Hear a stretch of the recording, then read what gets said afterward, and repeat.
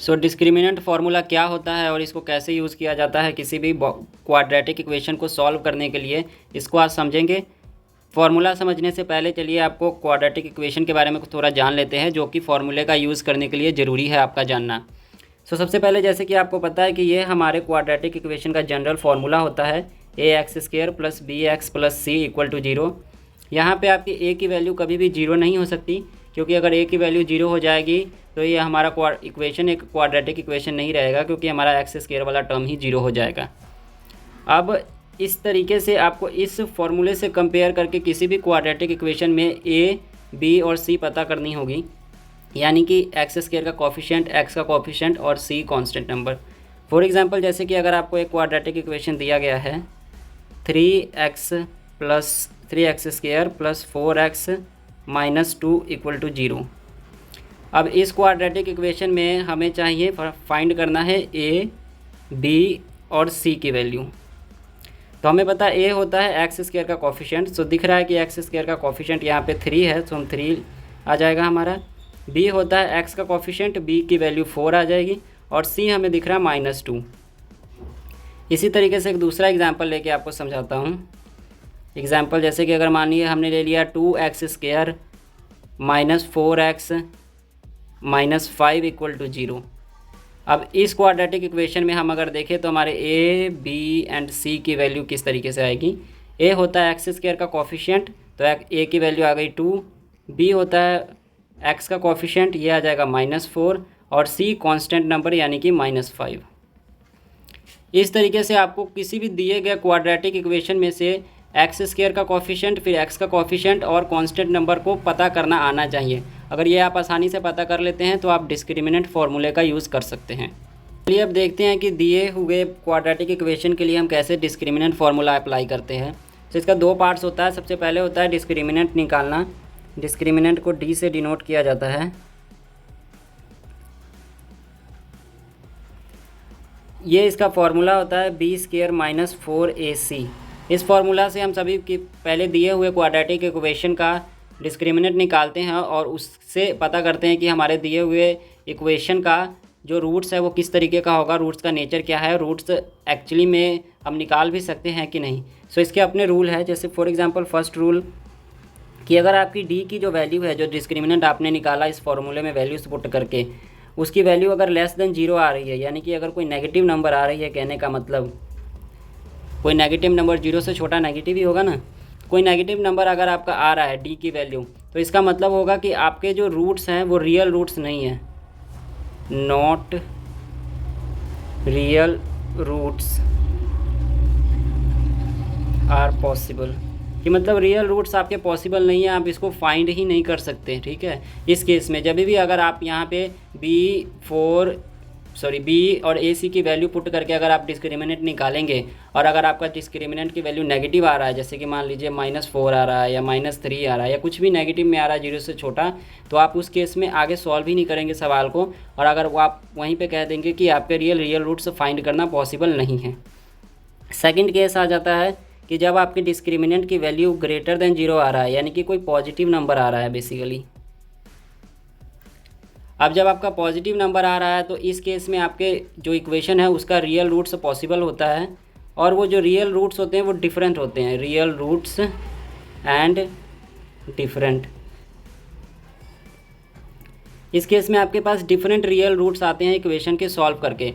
जैसे कि real roots तो होंगे ही, रियल नंबर्स में आपका रूट होगा और वो डिफरेंट होगा। जैसे मान लीजिए अगर एक 4 है तो दूसरा 5 हो सकता है, या 7 है तो कोई -2 हो सकता है। इस तरीके से अलग अलग रूट्स होंगे, और यहाँ पे आप डिस्क्रिमिनेंट का जो रियल फार्मूला है, जो रूट्स निकालने का फार्मूला है बेसिकली, उसको अप्लाई करके आगे निकालते हैं। वो मैं आगे आपको बताता।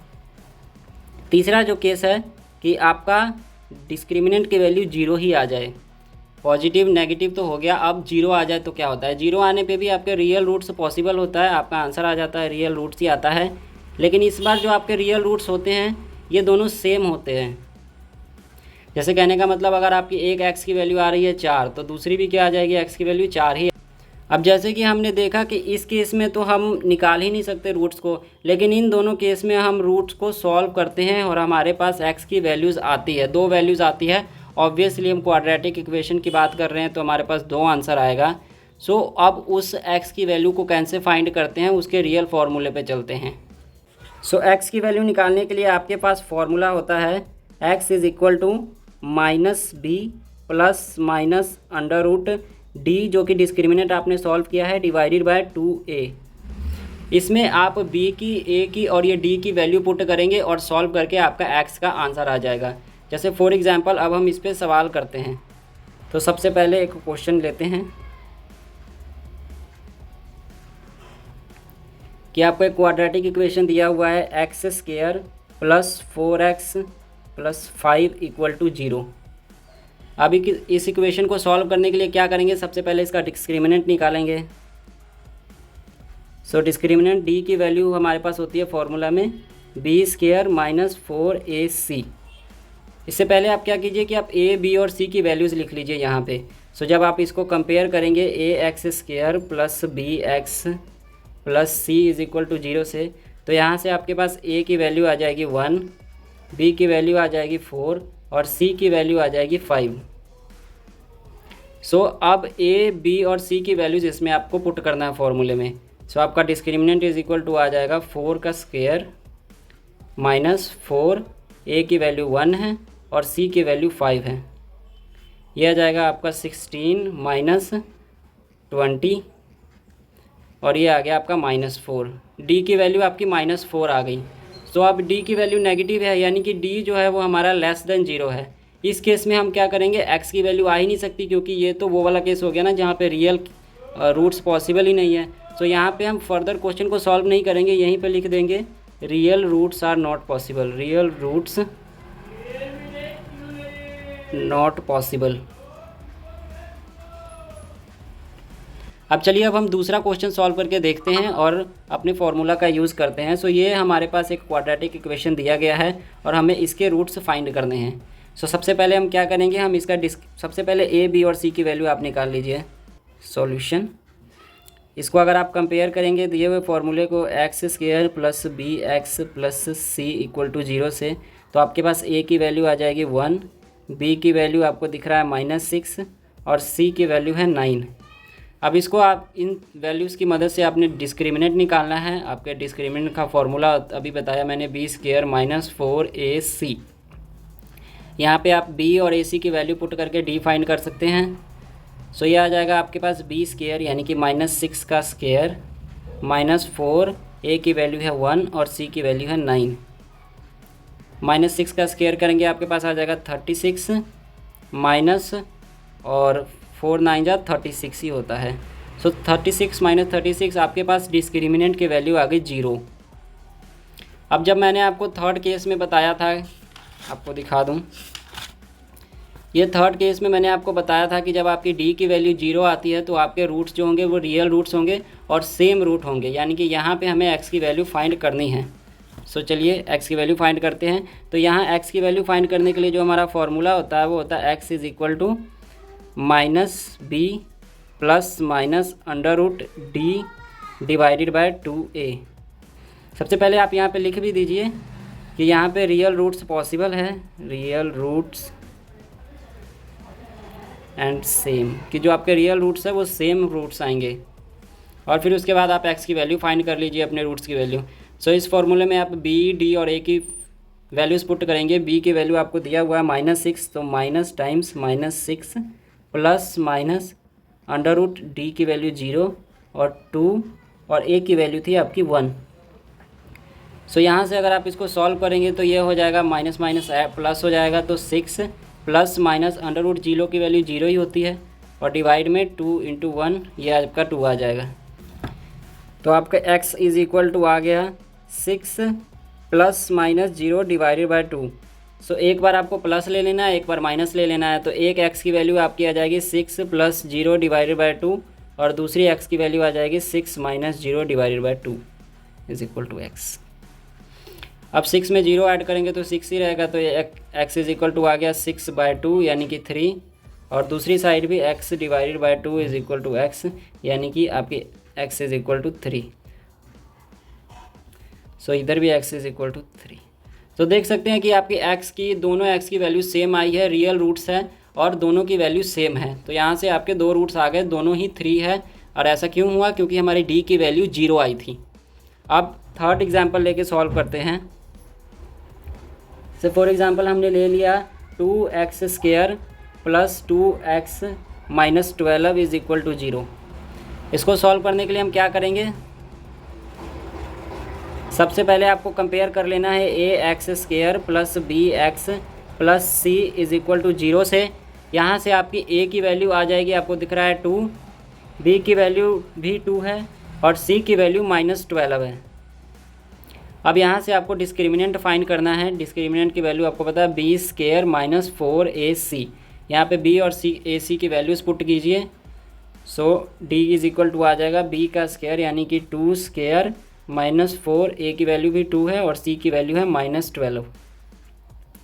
सो ये आ गया आपके पास 4 और ये माइनस माइनस मल्टीप्लाई होकर प्लस हो जाएगा और ये आ गया 8 12 8 96। सो ये वैल्यूज़ आ गई आपके पास 100। तो यहाँ पे d की वैल्यू आपके पास 100 आ गया।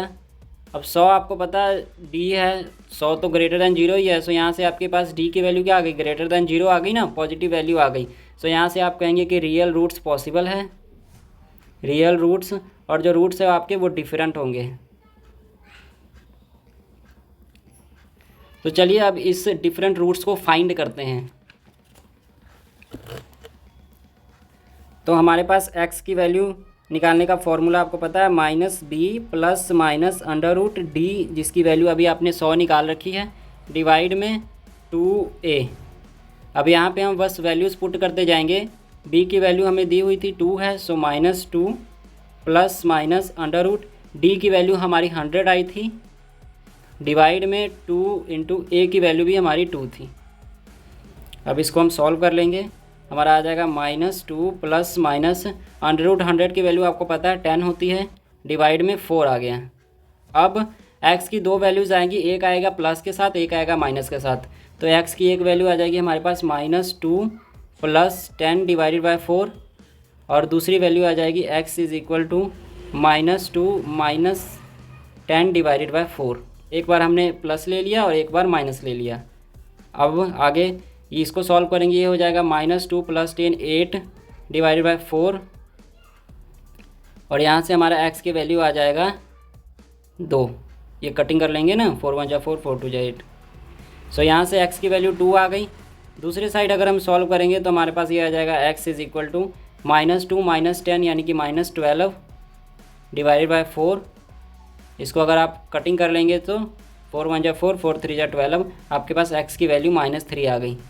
सो ये देखिए डिफरेंट x की वैल्यूज़ आ गई और हमने तीनों केसेस कर लिए, तीनों केस पे बेस्ड एग्जांपल भी समझा दिया आपको। आई होप आपको वीडियो में समझ आ गया होगा डिस्क्रिमिनेंट फार्मूला को किस तरीके से अप्लाई करना है। ऐसे ही और वीडियोस के लिए आप हमारे चैनल को सब्सक्राइब जरूर करें और भी दोस्तों के साथ इसको शेयर जरूर करें। Thank you.